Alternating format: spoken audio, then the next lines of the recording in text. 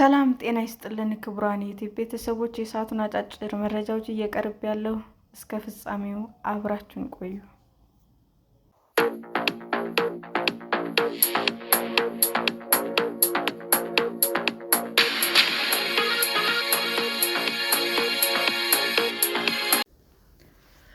ስታርመር ሀገራቸው ለህንዳውያን የቪዛ ደንቦችን እንደማታላላ ተናገሩ። የዩናይትድ ኪንግደም ጠቅላይ ሚኒስትር ሰር ኪር ስታርመር አገራቸው ለህንዳውያን የቪዛ ደንቦች እንደማታላላ ተናገሩ። ስታርመር ወደ ህንድ ከማምራታቸው በፊት እንደተናገሩት ከሆነ በሁለቱ ሀገራት መካከል ያለውን የንግድና የባህል ትስስር ለማሳደግ ትልቅ ዕድል አለ ብለዋል።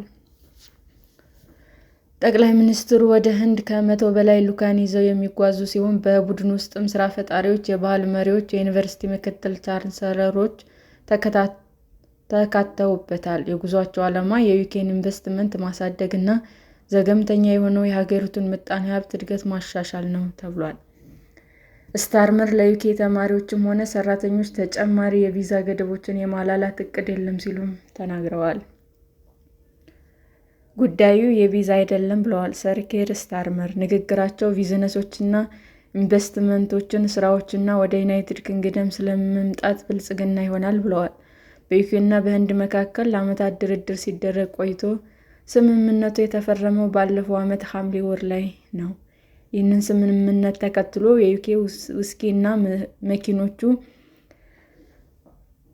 ወደ ህንድ ለመላክ ርካሽ ሲሆን የህንድ ጨርቃጨርቅና ጌጣጌጥን ወደ ዩኬ ለማስገባትም እንዲሁ ዝቅተኛ ዋጋ የሚጠይቅበት ይሆናል።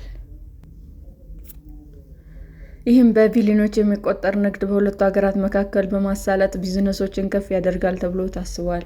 የሁለቱ ሀገራት ስምምነት በዩኬ በአጭር ጊዜ ቪዛ ተቀጥረው የሚሰሩ ህንዳውያን ለ3 ዓመት ያህል የሶሻል ሴኩሪቲ እንዳይከፍሉ አድርጓቸዋል።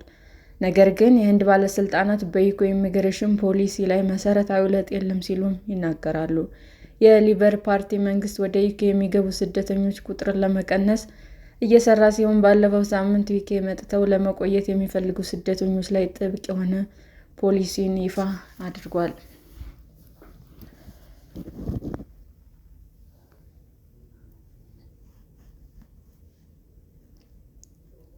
ወደ ሙምባይ የተጓዘ ለጋዜጠኞች ጥያቄ ምላሽ የሰጡት ሰር ኪር ስታርመር በሁለቱ ሀገራት የንግድ ንግግር ላይ ቪዛ ምንም ሚና የለውም ያሉ ነባራዊ ሁኔታ አልተለወጠም ብለዋል። አሜሪካ በኤች-1ቢ ፖሊሲዋ ላይ ለውጥ ማድረጓን ተከትሎ ዩኬ የህንድ የቴክኖሎጂ ሰዎች ለመሳብ ለውጥ ታደርግ እንደሆነ ተጠይቀው ዩኬ ምርጥ ክህሎት ያላቸው ከመላው ዓለም በመሳብ ምጣኔ ሀብቷን ማሳደግ እንደምትፈልግ ተናግረዋል። ነገር ግን ለህንድ ሌላ አዲስ የቪዛ ደንብ አይኖርም ብለዋል።